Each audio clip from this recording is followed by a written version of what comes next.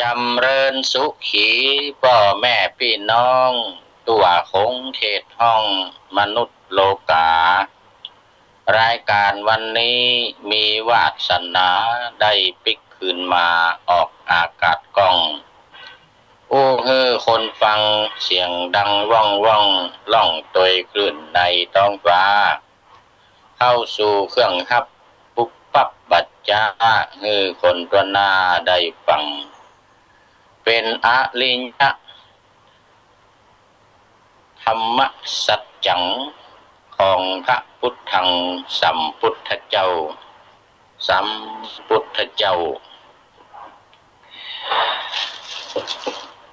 วัยพวกเรา60 กว่าก็น่าคิดผ่านชีวิตจอขาวดำมาภาพสีโทรศัพท์บ้านผ่านมาถึงซึ่ง 5G ทุกวันมีมือถือเด่นให้เล่นไลน์ได้ตามข่าวหมูป่าปูหาถ้ำต้องขุดดำเกือบม้วยถึงช่วยได้ข่าวผอ.ขนองยิงชิงทองไปยังทำไก่สอนหนังสือแสนฮือฮามาตะลึงข่าวดังจากครั่งโหดยิงพิโรธตายเกลื่อนเมืองแม่ย่าไม่เคยเห็นก็ได้เห็นจนเจนตาเราก็ผ่านกันมาแบบงงมาวันนี้มีข่าวร้ายไข้โควิดไวรัสพิษแพร่เชื้อร้ายไม่ประสงค์จากอู่ฮั่นเมืองจีนมันบินตรงเลือกมาลงเมืองไทยไอ้เชื้อเวรมองเป็นเรื่องขำขันมันจะขำทุกอย่างดำเนินไปพอให้เห็น60 ปีอยู่มาได้ใช่ยากเย็นกินเที่ยวเล่นเฮฮาสารพันไข้หวัดนกโรคซาผ่านมาหมดทรหดกี่โรคร้ายไม่มีพรั่นยังจะอยู่จนเหนียงยานอีกนานวันประเดี๋ยวมันก็ผ่านไปไม่จีรัง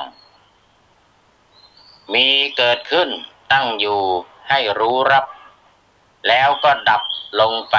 ไม่เต็มตั้งทำวันนี้ทำให้ดีมีพลังเท่าทันทั้งสิ่งที่เห็นและเป็นไปนะบทลงท้ายว่าขยันหายใจให้ไว้ขยันหายใจกันไว้นะงั้นนะ จะได้อยู่ด้วยกันนานๆมีไข้โควิดแล้วเดี๋ยวคงมีกระบือขวิดว่างั้นนะควายขวิดตามมาอีกอยู่เป็นเพื่อนรอให้ควายขวิดพร้อมๆกันอ้าวล่ะขอถวายความเคารพพระมหาเถระพระเถรานุเถระเจ้าคณะพระสังฆาธิการทั่วโลกขอเจริญพรท่านผู้ฟัง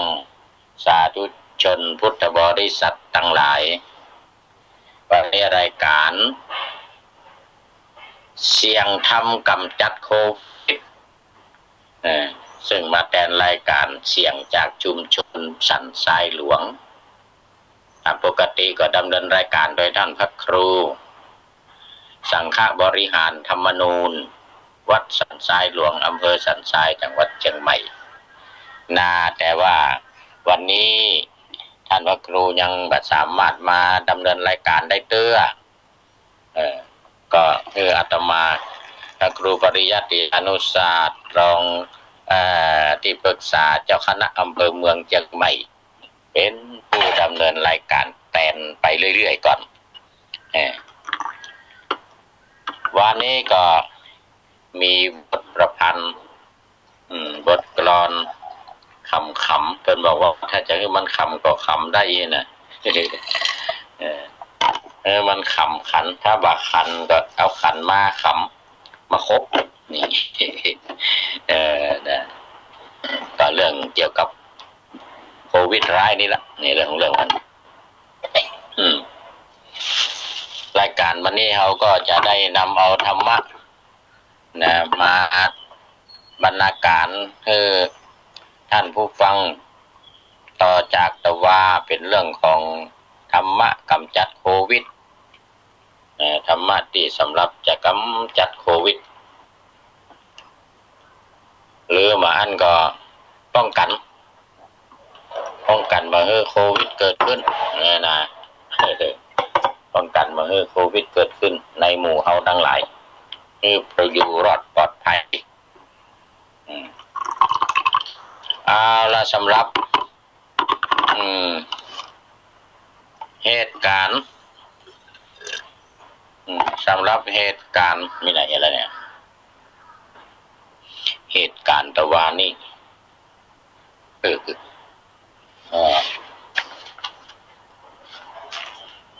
โอ้ยังมาได้อัปเดตเฮ้ยเอาไว้ก่อนเราฟังตอนมาตอนอันจริงมันก็มีมาละแต่ว่า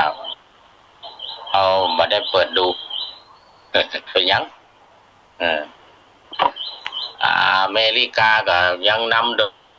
ลงอยู่เหมือนเดิมนะทั่วโลกก็3 ล้าน 4 ล้านวันนี้ถ้าจะ4แล้วหมูเนอะแต่ว่านี่3 ล้าน 9แล้วเนี่ย3 ล้าน 9อาจจะยังมาถึงล้านละ3 ล้าน 9 แสนอาจจะขึ้นมา50,000ก็ได้แต่ว่านี่มัน10,000 3 ล้าน 9 แสนวันนี้ถ้าจะว่า4แล้วหมูเนอะแต่ว่านี่3 ล้าน 9แล้วน่าจะเพิ่มขึ้นมาแล้วแต่9เกินอาจจะยังมาเกินละ30,000นะคงมาเกิน50,000มาจะใกล้4 ล้านละนะในเมืองไทยตอนนี้ก็กรุงเทพเนาะกรุงเทพแล้วก็ไป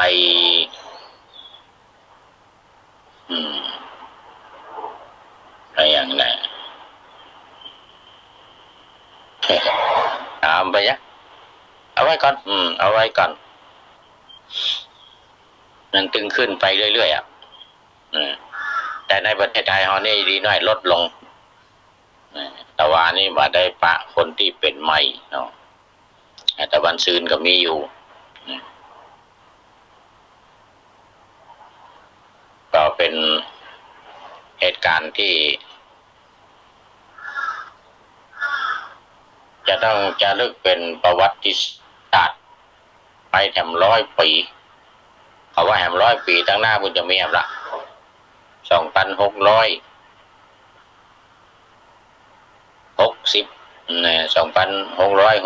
63เนี่ยช่วงเดียวกันระหว่างเดียวกันเนี่ยเราจะปล่อยทำละมันถึงจะมีไอ้กู้100 ปีก็มันล้นโลกคนมันนักโควิดมานี่ถือว่าเป็นสงครามเชื้อโรคเป็นสงครามเชื้อโรคอย่างหนึ่งที่มีคนตายกันเป็นหลายล้านสงครามโลกครั้งที่2ยังบัดเต้านี่นะเนี่ยสงครามกลางเมืองสงครามเย็นสงครามอย่างต่างๆที่มีกันสู้รบมือกันยังบาดเต้าหมายถึงความตายนะแต่ความทุกข์ยากความลำบากอย่างนี้ก็จะแตกต่างกันหน่อยเวลาเกิดสงครามจริงๆแต่สงครามเชื้อโรคนี่มันจะเสียชีวิตกันนักแต่ว่าเรื่องการสู้รบมันน้อยความเจ็บป่วยความ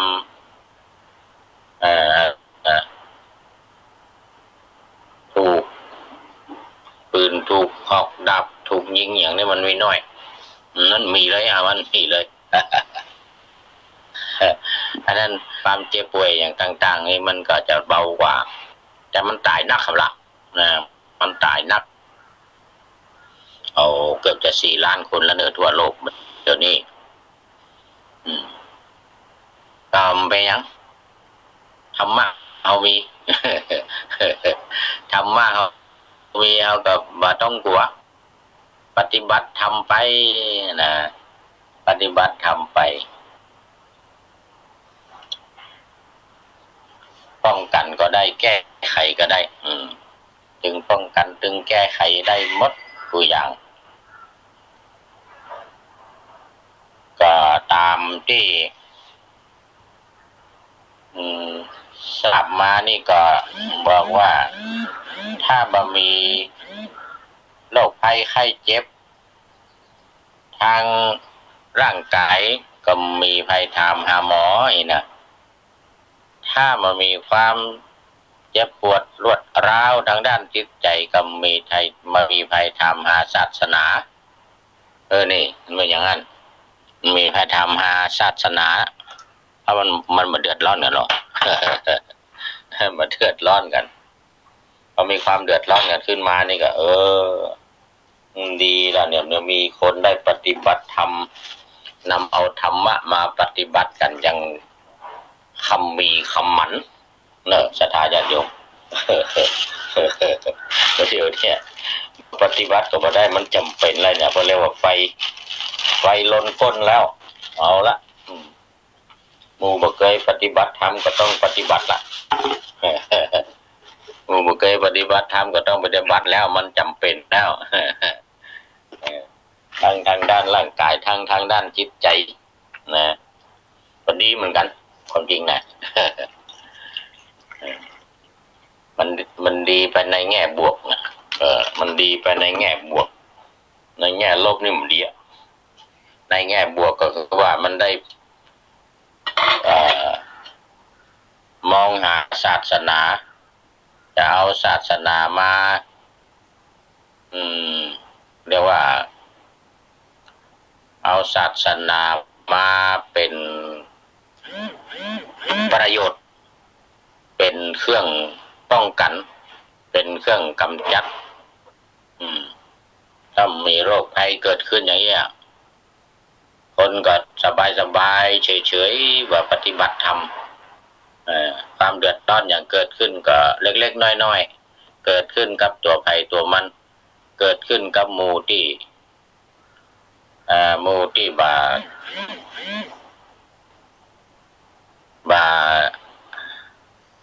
อย่างนักทั้งหลายนะมันแบบเอาเป็นหมู่เป็นประเทศเป็นทั่วโลกหรอกมันก็เดือดร้อนเหมือนกันนะเดือดร้อนเหมือนกันนะหมู่ปฏิบัติธรรมก็เป็นส่วนตัวไปหมู่ปฏิบัติธรรมก็ได้ความสุขไปได้ความสบายไปนะแต่ในเรื่องของสังคมนี่ก็ทำให้สังคมเดือดร้อนหมู่ปฏิบัติธรรมนะทำให้สังคมเดือดร้อนวุ่นวายนอกจากทำให้ตัวเองเดือดร้อนก็ทำให้สังคมเดือดร้อนตัวเองแต่เบาวงกว้างเต้าสงครามโลกเกิดขึ้นเต้าสงครามเชื้อโรคเกิดขึ้นอย่างเงี้ยนะ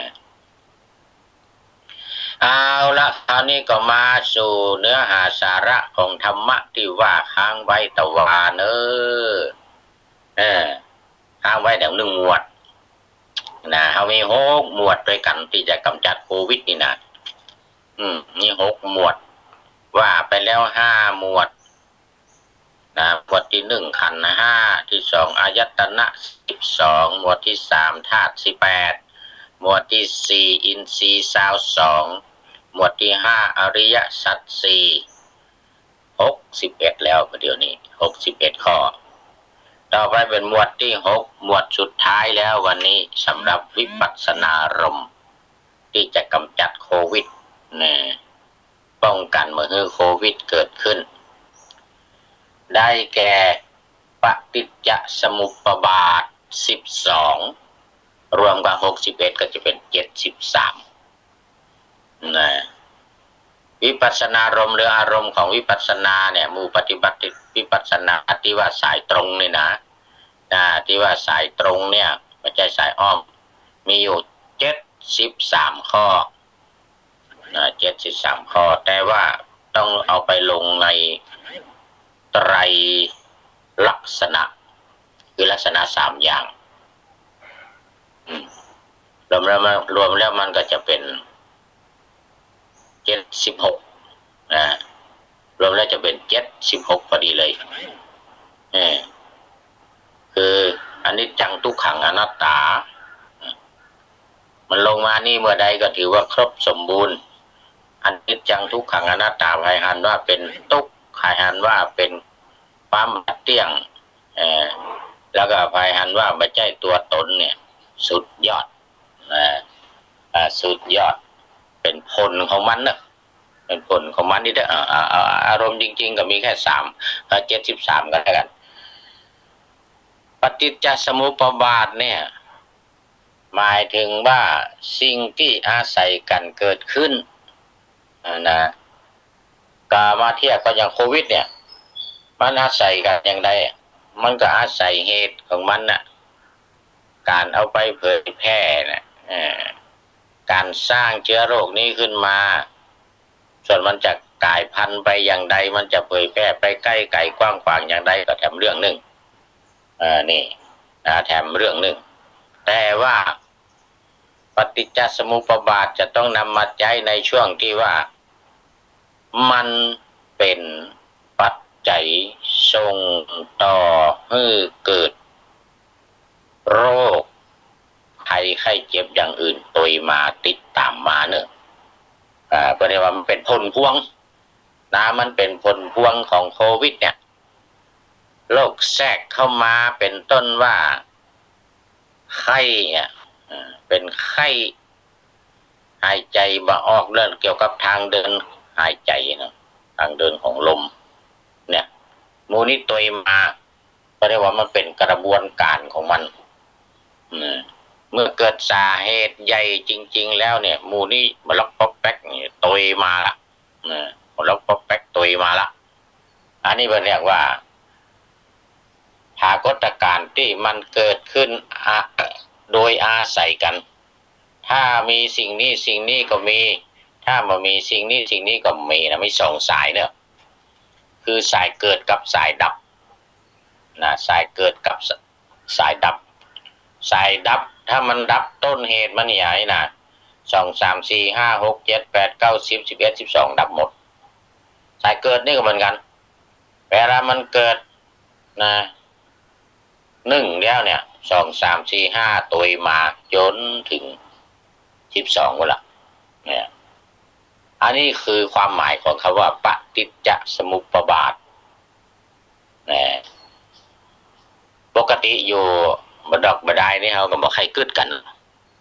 กึดก็กึดบ่ออกนึกมาถึงพอโควิดมาเนี่ยเอาละชัดเจนชัดเจนอย่างใดปฏิจจสมุปบาทที่ว่ามันอาศัยกันเกิดมันอาศัยอย่างนี้กันถ้าว่ามันมีคนเอาเชื้อมาปล่อยมันจะไปเกิดขึ้นได้อย่างไรคนในโลกจะไปตายได้อย่างไรอู่ฮั่นยังจะไปมีได้อย่างไรนะคนเป็นสาเหตุทำให้มันเกิดขึ้นมาพอเกิดขึ้นมาแล้วก็ต่อกันไปเพื่อเรียกว่าปฏิจจสมุปบาทเพราะมันมีอย่างไรมันมีเชื้อโรคมันมันมีเชื้อโรคมันเนี่ยสิ่งที่จะเตยมาก็คือมันไปกินปอดแล้วมันก็ไอมันก็เป็นไข้มันก็เป็นหายใจบ่ออกหายใจบ่สะดวกอะไรอย่างเงี้ยนะนี่มันเป็นผลพวงสืบทอดกันไปอย่างนี้นี่เรียกว่าปฏิจจสมุปบาทถ้าคนเอาเข้าใจกระบวนการที่เรียกว่าปฏิจจสมุปบาทเนี่ยอย่างชัดเจนที่ต้องทบทวนเป็นอย่างดีนะที่ไหนมันจะมาโควิดมีทางโควิดนี่มีทางจะเข้ามาได้จะเข้ามาได้เพราะเอางูต้นเหตุสาเหตุแล้วก็ตัดก็เรียกว่าตัดไฟแต่ต้นลมตัดไฟแต่ต้นลมก็คือป้องกันนี่แหละนี่คือตัดไฟละป้องกันมาคือมันเกิดขึ้นเนี่ยนี่คือตัดไฟตั้งแต่ต้นลมถ้ามันเกิดขึ้นมาแล้วมันยุ่งมันแก้ยากเพราะฉะนั้นตัดเหตุก่อนก็คือป้องกันมันเนี่ยก่อนป้องกันบางทีมันได้เข้ามาเนี่ยบางทีมันได้เข้ามาอันนี้เพิ่นก็เรียกว่า เอาหูขบวนการเนี่ยอย่างที่หนึ่งอวิชชาปัจจยาสังขาราเนี่ยอวิชชา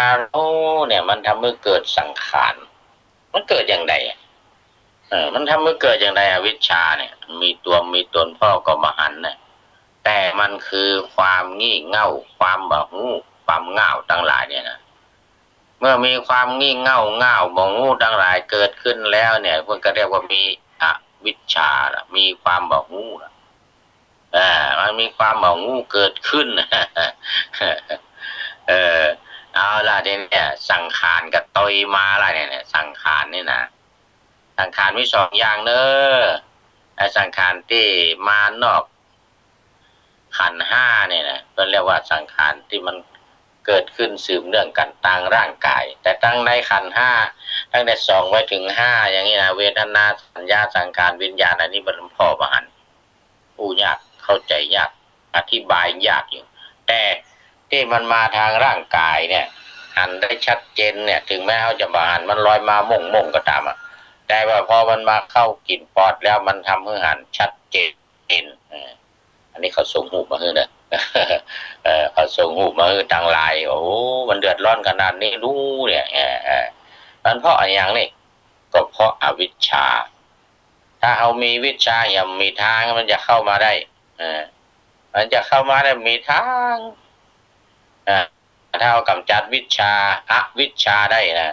คือความบ่หูนี่ได้กลายเป็นความหูแจ้งหันจริงสปะสเปดเนี่ยมันจะไปมาได้อย่างไรโควิดมีทางที่จะเข้ามาได้ละนะโควิดมีทางที่จะเข้ามาได้เพราะอวิชชาเพราะความบ่หูความงี่เง่าเต่าตุนความโง่ความง่าวเนี่ยเพราะนั้นเขาจะว่ามันเกิดขึ้นจะว่าโควิดเข้ามาเขาต้องกำจัดอวิชชานี่กำจัดอวิชชาเพราะมันอย่างว่าเป็นเกณฑ์เป็นเหตุที่เกิดสังขารสังขารก็อย่างไรคือการปรุงแต่งทั้งดังกายทั้งดังใจนี่ปรุงแต่งจิตปรุงแต่งกายสังขารนี่นะมันเป็นสิ่งที่มาปรุงแต่งร่างกายของเรานี่เองเป็นตัวเราถ้าโควิดเกิดขึ้นเนี่ยเอาละความผูกมันเกิดขึ้นทันทีทันใดอันนี้ละผลของมันมาแล้วนี่เนี่ยกลัวขึ้นมาทันทีทันใดภัยจะเกิดขึ้นแล้วขนาดยังมันติดเนี่ยได้ข่าวว่ามันจะมาติดเอาเลยติดปากติดหูดังกันขนาดนักอยู่ห่างกัน2-3 วาอย่างนี้เป็นต้นนะเนี่ยเพราะอย่างก็อวิชชาเดี๋ยวต้องดับอวิชชามันหูสาเหตุของมันอย่างมันหูว่ามันโควิดมันเป็นอย่างนี้อ่ะมันหูวิธีกำจัดของมันนี่ไงนะวิธีป้องกันมันอย่างนี้นะสบายนี่สบายเลยสดาญาติโยมจะไม่กลัวอย่างเพราะนั้นปฏิจจสมุปบาทแก้ไขได้แน่นอนป้องกันได้ตัวสังขารเอาวิญญาณมันเกิดความรู้ขึ้นมาละความรู้แจ้งขึ้นมาแล้วพอมันสัมผัสมันปรุงแต่งแล้วเนี่ยอันสัมผัสมันปรุงแต่งขึ้นมาแล้วก็เกิดความรู้แจ้งเราเดี๋ยวนี้รู้แจ้งกันละเรื่องโควิดเนี่ยรู้แจ้งกันแล้วว่าสาเหตุมันมาอย่างไรเป็นอย่างไรจะต้องแก้ไขอย่างไรในเบื้องต้นก็เรียกว่าปฐมพยาบาลอยู่ในวันนี้นี่นะปฐมพยาบาลอย่างไรคือยาที่รักษาโรคจริงๆเนี่ยมันยังมีเตื้อวัคซีนกำลังทดลองกันอยู่ วัคซีนกำลังมาทดลองกันอยู่เนี่ยเดี๋ยวนี้นะอันนั้นก็สังขารก็มาเกิดวิญญาณความรู้แจ้งเนาะแล้วก็ต่อไปจะต้องเกิดนามรูปอะไรเนี่ยมันเกิดวิญญาณเสร็จเรียบร้อยแล้วก็คือจิตเกิดจิตขึ้นมาแล้วเนี่ยก็เกิดนามรูปขึ้นมาคือเกิดรูปเกิดนามเกิดสิ่งที่มันเป็นตัวเป็นตนของเขาออกมาเนี่ยมันเพราะความโมโหเนี่ยความโมโหเนี่ยก็มีเพศสัมพันธ์มีการสืบพันธุ์กันออกมาเนี่ยเรื่องว่าน่ะแล้วก็สืบพันธุ์กันเรื่อยไปแล้วนะสืบพันธุ์กันเรื่อยไปปล่อยพันธุ์ออกมากันเรื่อยไปอย่างเงี้ยนะอันนี้เพิ่นเรียกว่านามรูปก็คือตัวเขาเนี่ยเกิดขึ้นเวทนาสัญญาสังขารวิญญาณเกิดขึ้นมาเกิดนามรูปคือมันเกิดอย่างนี้เอาละวันนี้เอาไว้แค่นี้ก่อนจะหมด เวลาทำแล้วนะวันนี้มีข้าวเป็นส่งมาให้เนอข้าวปีใหม่สิริพงษ์วงชัยเป็นจริงปีใหม่เมืองเรามันผ่านมาเข้าเดือนพฤษภามาแล้วแต่ก็เป็นยังก็เอามาว่ากันเรื่อยๆนะมาว่ากันเรื่อยๆเนอะจบข้าวนี่ก็จะเป็นอำลาเนอะศรัทธาญาติโยมวันนี้ก็ได้4 ข้อเนอะอวิชชาทำให้เกิดสังขารสังขารทำให้เกิดวิญญาณวิญญาณทำให้เกิดนามรูปนะถ้าหมด12 ข้อแล้วจะได้ทบทวนทั้งสายเกิดทั้งสายดับนำมาอธิบายเพิ่มเติมให้มีความเข้าใจกันสืบต่อไปสวัสดีท่านที่เคารพผมขอน้อมนบเมื่อพบปะกันเนี่ยราศิริวงศ์วงชัยเขานี่นะในโอกาสนี้ขอจี้ไข่ปันเรื่องวันสำคัญบอก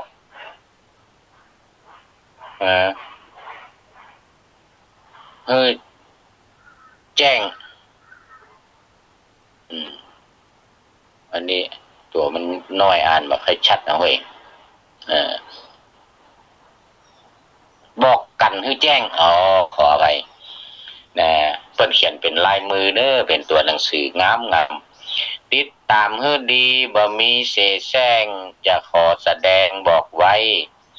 เจ้าพุทธหมู่เฮาเลือกเอามาใจตามที่เคยได้ฟังมาศาสนาพุทธบริสุทธิ์แต่หนาเน้นการบูชาศรัทธาแก่กล้าถึงวันสำคัญพร้อมกันตัวหน้าร่วมกันบูชาสาธุด้วยการจักจูงผู้สูงอายุภิกษุสงฆ์เจ้านำพาสำหรับวันนี้ขอจี้ไข่จาวิสาขบูชาเวียนมาจบเข้าครบรอบแล้วนาพฤษภาเนเจ้า63เนเฮาพี่น้อง6พฤษภาศรัทธาแท้2ตัวโคงเขตห้องอาณาเพราะว่าวันนั้นสำคัญนักหนาเหตุการณ์นามันมาจบเข้าเหตุพิศวงขององค์พุทธเจ้าองค์ศาสดาเฮาเจ้าพุทธองค์พระมุนีตนมีวิมุตติสูงสุดในด้านโพธิญาณประสูตรตรัสรู้นับดูเหตุการณ์ปรินิพพาน3 งานพร้อมหน้า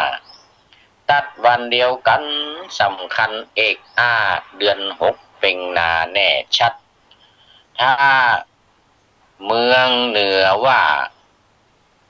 ถือเอาเคร่งครัดจะจัดกันขึ้นในวันเดือน8เป็นเนื้อย่าเผลอลืมกันเป็นวันสำคัญบอกปั่นล่วงหน้าธันวาพอดีวันที่